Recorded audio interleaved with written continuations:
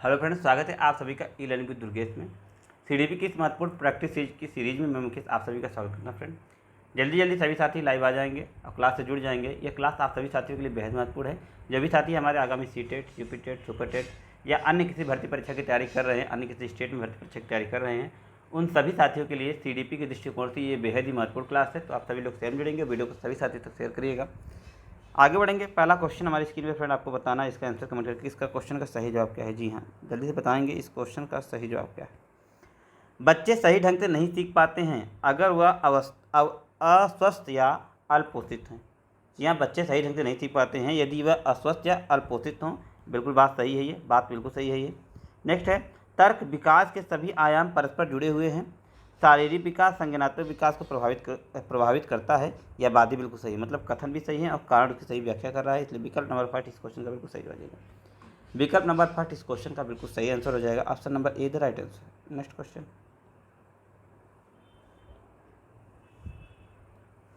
निम्नलिखित उदाहरण विकास के किस सिद्धांत की व्याख्या करता है। एक बच्ची चलने से पहले खड़ा होना सीखती है और बोलने से पहले बड़बड़ाना। विकास क्रमबद्ध होता है। विकास का क्रम सिर से पैर की ओर होता है। विकास अव्यवस्थित है। विकास का केंद्र से हाथ के पैर तक होता है। जैसे कह रहे हैं, निम्नलिखित उदाहरण विकास के किस सिद्धांत की व्याख्या करता है। जैसे एक बच्ची पहले चलने से पहले खड़ा होना सीखती है और बोलने से पहले बड़बड़ाना। मतलब कहने का मतलब फ्रेंड ये होता है कि जो हमारा विकास होता है वह एक क्रमबद्ध तरीके से होता है। मतलब सबसे पहले बच्चों के सिर का विकास होगा, फिर उसके बाद अन्य शारीरिक अंगों का विकास होगा। इस प्रकार से यह प्रक्रिया क्या है, एक क्रमबद्ध तरीके से चलती है। ऐसा नहीं कि पहले हाथ का विकास हो जाएगा फिर उसके बाद फिर पैर का, तो ऐसा नहीं होता है। मतलब जो विकास होता है क्रमबद्ध तरीके से चलता है। मतलब जो उसका क्रम बना हुआ है विकास होने का, उसी प्रकार से विश्व के सभी जितने भी बालक हैं उनका विकास की प्रक्रिया उनमें होती है। विकल्प number second is the right answer. Next है, कथन कारण से रिलेटेड ये भी क्वेश्चन है। चलिए ध्यान से कथन को पढ़ेंगे, उसके बाद जवाब देंगे। बताएंगे, बच्चे अपने समाज की जानकारी, कौशल, मूल्य, रीति रिवाज केवल औपचारिक कार्य को सीखते हैं। बात गलत है। औपचारिक और अनौपचारिक, औपचारिक माध्यम, औपचारिक के तात्पर्य यहाँ पर विद्यालय से है। तो ये सारी बातें विद्यालय में नहीं सिखाई जाती हैं। ये सारी बातें जो है समाज से भी सीखता है। इसलिए विकल्प नंबर फर्स्ट हमारा गलत हो गया, मतलब कथन जो हमारा गलत हो गया। आगे, सामाजिकरण एक सरल और रैखिक प्रक्रिया है जो एक सुनियोजित तरीके से होती है। सामाजिकरण एक सरल और रैखिक प्रक्रिया है जो एक सुनियोजित तरीके से होती है। ये बात भी बिल्कुल गलत है, बिल्कुल गलत है। सामाजिकरण जो एक सरल मौखिक प्रक्रिया, रैखिक प्रक्रिया नहीं है। जो ये सुनियोजित तरीके से नहीं होती है, बल्कि ये अनौपचारिक माध्यम से होती है। जब बच्चा हर माध्यम से वह सीखता रहता है। इसलिए ना तो ए सही है ना तो आर सही है, इसलिए ए आर दोनों गलत है। विकल्प number 4 is the right answer. Next है, जीन पियाजे रचनावाद क्या प्रस्तावित करता है कि बच्चे संज्ञानात्मक विकास के 4 चरणों में मुख्यतः किस प्रकार से प्रगति करते हैं। वातावरण से अंतःक्रिया करके, अपने ज्ञान से ज़्यादा ज्ञान वाले व्यक्ति के साथ सामाजिक अंतःक्रिया करके, दूसरों का अनुसरण करके, इनामों की प्रत्याशा करके। जी हाँ, देखिए ये 4 विकल्प बहुत ही महत्वपूर्ण दिए गए हैं। आपको आंसर कमेंट करके बताना इस क्वेश्चन का सही जवाब क्या हो जाएगा। जीन पियाजे का रचनावाद क्या प्रस्तावित करता है कि बच्चे संज्ञानात्मक विकास के 4 चरणों में मुख्यतः किस प्रकार से प्रगति करते हैं। तो वातावरण से अंतःक्रिया करके बच्चे का, इसका जो है बिल्कुल सही विकल्प हो जाएगा। वातावरण से अंतःक्रिया करके जो है बच्चे सीखते हैं। विकल्प number first is the right answer. First इस क्वेश्चन का बिल्कुल सही जवाब है। नेक्स्ट है, जीन पियाजे के संज्ञानात्मक विकास के किस चरण में बच्चे संक्रियाओं पर क्रियाएं कर सकते हैं वे और परिकल्पनात्मक निगमनात्मक सोच को विकसित हो जाती है। निगमनात्मक सोच भी विकसित हो जाती है। जीन पियाजे के संज्ञानात्मक विकास के किस चरण में बालक, जो बच्चे होते हैं, संक्रियात्मक पर क्रियाएं करते हैं, तब परिकल्पनात्मक और निगमनात्मक सोच विकसित हो जाती है उनमें। संवेदी और चालक, पूर्व संक्रियात्मक, मूर्त संक्रियात्मक या अमूर्त संक्रियात्मक। बताइएगा इस क्वेश्चन का सही जवाब। मतलब कौन सी अवस्था में इस प्रकार का जो है उसमें जो है परिवर्तन देखने को मिलता है, आपको बताना है आंसर कमेंट करके। जी हाँ, मतलब संक्रियाओं पर क्रियाएं करके मतलब परिकल्पनात्मक और निगमनात्मक जो सोच में विकसित रहती है वह अमूर्त से संक्रियात्मक अवस्था में इस चरण का विकास हो जाता है। विकल्प number 4 is the right answer. Next question की तरफ बढ़ेंगे। अगला क्वेश्चन है कि लियो वाइगोस्की के सिद्धांतों के अनुसार बच्चों के संज्ञानात्मक विकास में क्या महत्व है। तो लियो वाइगोस्की का मैंने आपको बताया था टैग वर्ड ने। आगे कुछ आपको देखना नहीं, सामाजिक उपकरण इज द राइट आंसर। आगे कुछ पढ़ना ही नहीं है। जहाँ पर सामाजिक आपको टैग वर्ड दिख जाए तुरंत इस क्वेश्चन को ऑप्शन का चूज करिएगा। 99% आपके जवाब सही होने के चांसेस हैं। विकल्प number first is the right answer. आगे हमको देखने की कोई भी आवश्यकता नहीं है। नेक्स्ट है, जीन पियाजे एवं लियो वाइगोस्की के सिद्धांतों में प्रमुख अंतर क्या है। पियाजे संज्ञानात्मक विकास में भाषा की भूमिका पर बल देते हैं। वाइगोस्की सीखने में वंशानुगत क्षमताओं को प्राथमिक महत्व दिया है। और वाइगोस्की अपने संज्ञानात्मक विकास में संस्कृति की भूमिका पर बल देते हैं। पियाजे इस बात पर बल दिया है कि बच्चे खुद और दूसरे की मदद से सीखती हैं। बताइएगा इस क्वेश्चन का सही जवाब क्या है। आंसर कमेंट करेंगे इस क्वेश्चन का सही जवाब क्या है। जी हाँ, जल्दी बताएंगे। जी चलिए ठीक है, पूछा जा रहा है। आप एक बार क्वेश्चन को देख लेंगे थोड़ा सा। कह रहा है जीन पियाजे ले वाइगोस्की के प्रमुख सिद्धांतों में प्रमुख अंतर क्या है। जीन पियाजे वाइगोस्की के प्रमुख सिद्धांतों में अंतर क्या है। पियाजे संज्ञानात्मक विकास में भाषा भूमिका पर बल देते हैं। चलिए, वाइगोस्की सीखने में वंशानुगत क्षमताओं को प्राथमिक महत्व दिया है, ये बात गलत नहीं है। ठीक है, वाइगोस्की ने संज्ञानात्मक विकास में संस्कृति की भूमिका पर, जी हाँ ये बात बिल्कुल यहाँ पर सही है कि जो अंतर मिलता है, माइनर सा अंतर होता है वाइगोस्की और पियाजे में, वही होता है कि वाइगोस्की संज्ञानात्मक विकास में संस्कृति की भूमिका पर बल देते हैं। विकल्प number 3 is the right answer. Next है, कैरोल गिलिगन ने लॉरेंस कोहलबर्ग के नैतिक विकास के सिद्धांत की समालोचना करते हुए तर्क दिया है कि पुरुषों की नैतिकता का आधार है जबकि स्त्रियों की नैतिकता का आधार, मतलब पुरुषों की नैतिकता का आधार जबकि स्त्रियों की नैतिकता का आधार क्या है। न्याय देखभाल और न्याय, भलाई त्याग और त्याग और भलाई। बताइए इस क्वेश्चन का सही जवाब क्या है। कैरोल गिलिगन ने लॉरेंस कोहलबर्ग के नैतिक विकास के सिद्धांत की समालोचना करते हुए तर्क दिया है कि पुरुषों में नैतिकता का आधार न्याय है जबकि स्त्रियों में नैतिकता का आधार देखभाल है। विकल्प नंबर 1 इस क्वेश्चन का बिल्कुल सही जवाब है। First is the right answer कि यहाँ पर जो है न्याय होता है पुरुषों में नैतिकता का आधार और महिलाओं में देखभाल होता है, देखभाल। जी हाँ, विकल्प number 1 is the right answer. Next है, हॉबर्ट गार्डनर बहुबुद्धि सिद्धांत के अनुसार निम्नलिखित में से कौन सा जोड़ा बुद्धि के प्रकार और अंतःस्थिति अनुपालन की संभावना के अनुसार सही है। बुद्धि का प्रकार भाषिक, अंतःस्थिति अनुपालन संभावना और लेखापाल होता है। बुद्धि का प्रकार स्थानिक, अंतःस्थिति अनुपालन संभावना वास्तुकार। बुद्धि का प्रकार शारीरिक, गति संवेगात्मक, अंतःस्थिति अनुपालन संभावना गायक। बुद्धि के प्रकार में शारीरिक में गति संवेगात्मक बताते हैं, अंतःस्थिति में अनुपालन संभावना के बाद गायक बताते हैं। और बुद्धि के प्रकार में प्राकृतिक और अंतःस्थिति अनुपालक संभावना में ये शिक्षक को रखते हैं। बताइए कौन सा विकल्प इस क्वेश्चन के लिए बिल्कुल सही है। तो हॉबर्ट गार्डनर ने बुद्धि के जिस प्रकार को उन्होंने लिखित किया है वह विकल्प नंबर 2 है। विकल्प नंबर 2 इस क्वेश्चन का बिल्कुल सही जवाब है। नेक्स्ट है, राष्ट्रीय शिक्षा नीति NEP 2020 में बहुभाषीयता क्या है। बच्चों को सीखने में एक रिकॉर्ड की तरह देखती है। वे कक्षा को पूंजी के रूप में देखती है। शिक्षा अधिगम प्रक्रिया में अनावश्यक जटिलता के रूप में देखती है।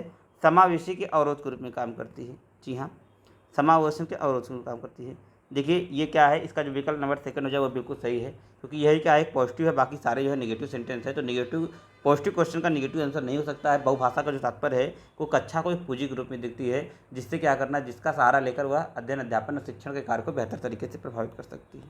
आगे, सामान्य विद्यालयों में दिव्यांग विद्यार्थियों के समावेशन हेतु निम्न में से कौन सा प्रावधान दिव्यांग जन अधिकार अधिनियम 2016 के प्रतिकूल पूछा जा रहा है। परीक्षा में पत्र को पूरा करने के लिए अतिरिक्त समय, विद्यार्थी की जरूरत पूरी करने के लिए लिपि की सुविधा, दूसरी और तीसरी बात संबंधित कोर्सों की बाध्यता, व्यक्तिगत जरूरतों के अनुसार यथोचित संयोजन। बताइए इस क्वेश्चन का सही जवाब क्या है।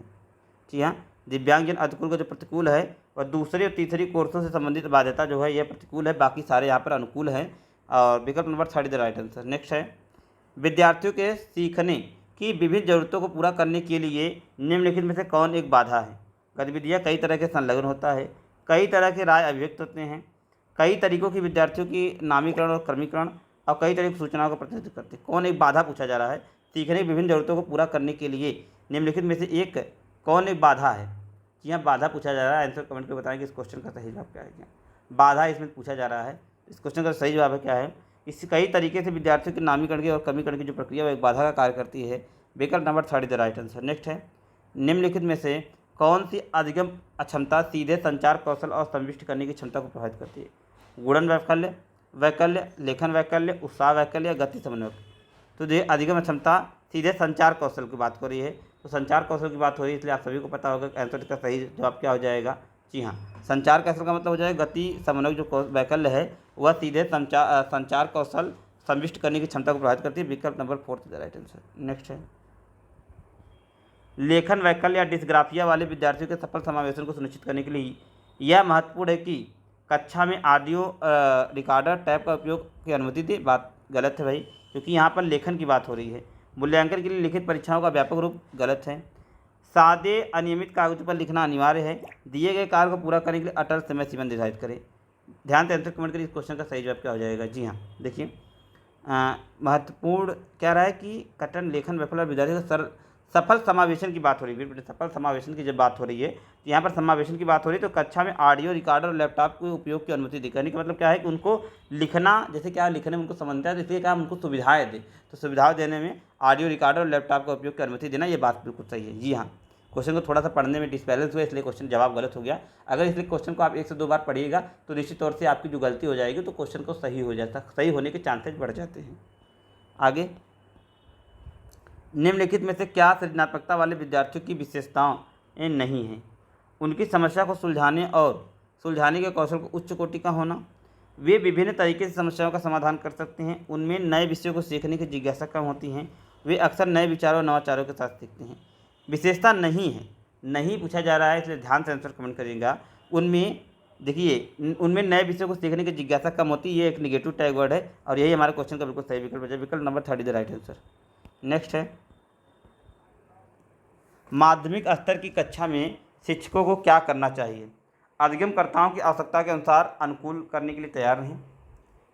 अपना ध्यान मुख्य रूप से उच्च उपलब्धि प्राप्त करने वाले पर केंद्रित करें। कक्षा में अधिगमकर्ताओं की विविधता को अनदेखा करें। मूल्यांकन केवल मानवीय तरीके से किया जाए। देखिए यहाँ पर जो सबसे सटीक विकल्प है विकल्प नंबर 1 है। विकल्प number 1 is the right answer. विकल्प नंबर 1 इस क्वेश्चन का बिल्कुल सही जवाब हो जाएगा। आगे बढ़ेंगे अगले क्वेश्चन की तरफ। कथन कारण से रिलेटेड क्वेश्चन है, ध्यान से पढ़ेंगे कथन और कारण को, उसके बाद अपना आंसर कमेंट करेंगे, बताएंगे इस क्वेश्चन का सही जवाब क्या है। जी हाँ, कथन और कारण का क्वेश्चन है, आपको बताना सही जवाब क्या है। जी हाँ, चलिए। किसी संप्रत्यय को पढ़ाते समय एक शिक्षिका को अपने उदाहरण के विपरीत दृष्टांत और उदाहरणों पर विचार मंथन करके प्रोत्साहित करना चाहिए। बात बिल्कुल सही हो रही है। गैर उदाहरण किसी संप्रत्यय को समझने में कोई भूमिका नहीं निभाते हैं, ये बात तो बिल्कुल गलत है। गैर उदाहरण भी क्या है, किसी संप्रत्यय को समझने का जो है माध्यम बन सकते हैं, इसलिए जो सही विकल्प है वह विकल्प नंबर ए सही है, आर गलत है। जी हाँ, विकल्प number 3 is the right answer. विकल्प नंबर 3 इस क्वेश्चन का बिल्कुल सही जवाब है। ए सही है और आर गलत है, ये इस क्वेश्चन का बिल्कुल सही जवाब हो जाएगा। आगे बढ़ेंगे। एक कक्षा में कुछ विद्यार्थी अपने लिए निर्धारित व्यक्तिगत अधिगम लक्ष्यों को प्राप्त करने के लिए सफल नहीं हो पाया। ऐसी स्थिति में एक शिक्षक को निम्नलिखित में से क्या करना चाहिए? उसकी विफलताओं को अपमानजनक और शर्मनाक माने।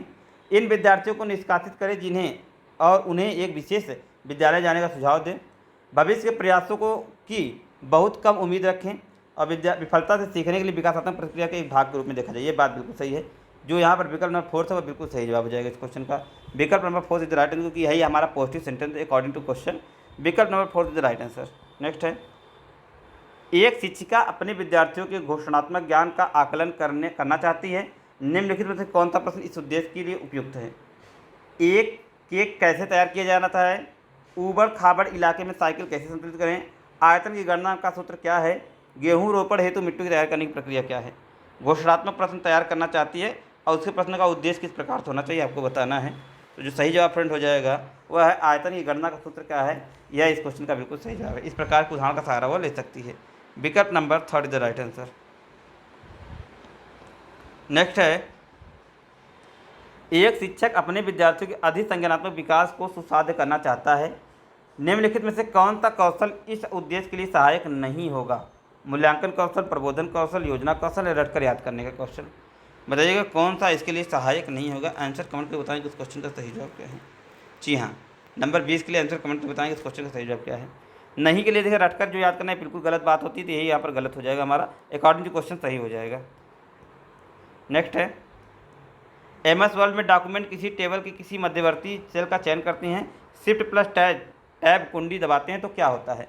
तो शिफ्ट प्लस टैब जब हम कुंडी दबाते हैं फ्रेंड, तो उसका जो प्रभाव होता है वह वर्तमान सेल के पहले लेफ्ट वाले सेल के कंटेंट को सिलेक्ट कर दिया जाता है, यही इसका मतलब होता है। विकल्प number 2 is the right answer. Next है, MS एक्सेल में सम, 4 उसके बाद 3 और 2 का फार्मूला का परिणाम क्या होगा। उस फार्मूले का परिणाम क्या होगा आपको बताना है। इस फार्मूले का जो परिणाम होगा फ्रेंड होगा 65।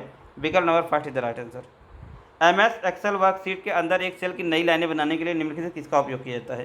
तो नई लाइनें बनाने के लिए फ्रेंड हम सभी को पता है कि नई लाइनें बनाने के लिए आर्ट प्लस इंटर का प्रयोग किया जाता है MS एक्सेल में। विकल्प number fourth is the right answer. Next है, इंटरनेट से जुड़े हुए IP एड्रेस की आवश्यकता होती है। IP एड्रेस का पूरा नाम क्या है। IP एड्रेस मतलब IP का पूरा नाम आपसे पूछा जा रहा है, IP का फुल फॉर्म पूछा जा रहा है। तो बिल्कुल सिंपल सा क्वेश्चन, आप सभी को पता है IP का फुल फॉर्म होता है internet protocol. Internet protocol IP का फुल फॉर्म होता है। विकल्प number third is the right answer. Next question है, मूल प्रवृत्ति प्रमुख विशेषता जो पाई जाती है। सभी प्राणियों में यह जन्मजात और प्राकृतिक होती है। केवल बिल्ली चूहों में, केवल कलाकारों में, केवल मनुष्यों में। बिल्कुल बात विकल्प नंबर फर्स्ट के साथ जाएंगे। जवाब हमारा बिल्कुल सही है।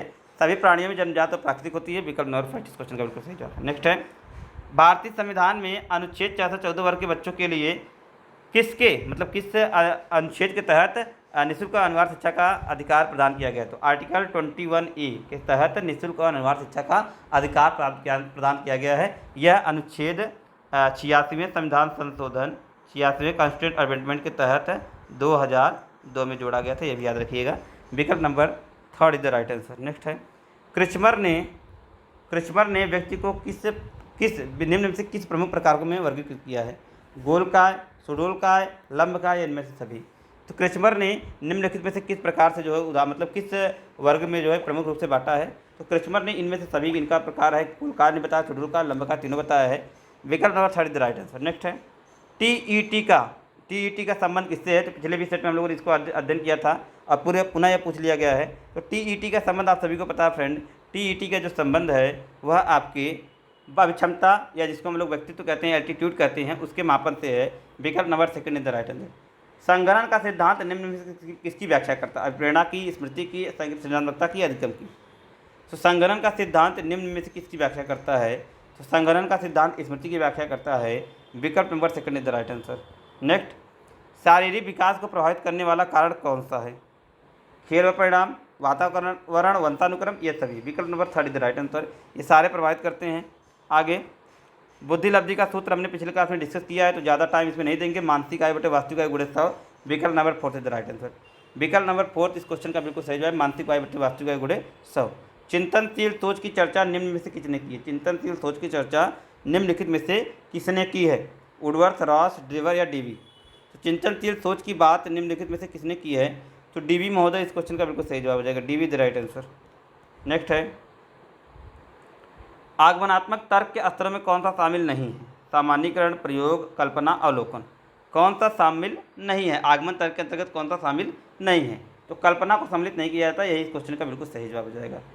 सीखी गई बात को धारण करने और पुनः स्मरण करने में असफल होना कहलाता है। धारण है, स्मरण है, चिंतन है, विस्मरण है। ये विस्मरण कहलाता है फ्रेंड। कि सीखी गई बात को पुनः धारण अगर नहीं कर पाते, पुनः रिकॉल नहीं कर पाते हैं, तो वह आपका कह सकते हैं उसको हम लोग स्मरण की संज्ञा में रखते हैं। विकल्प नंबर 4 इस क्वेश्चन का बिल्कुल सही जवाब है।